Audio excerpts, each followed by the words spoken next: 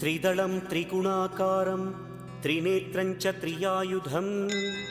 त्रिजन्म पापसंहारम् एकबिल्वं शिवार्पणम्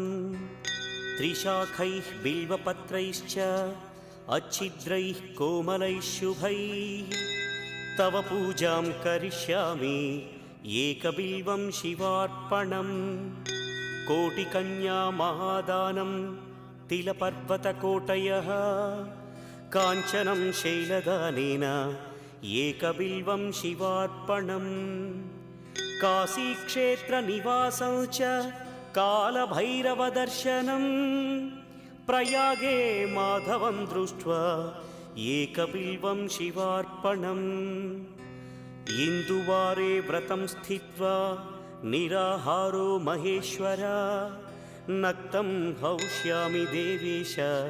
एकबिल्वं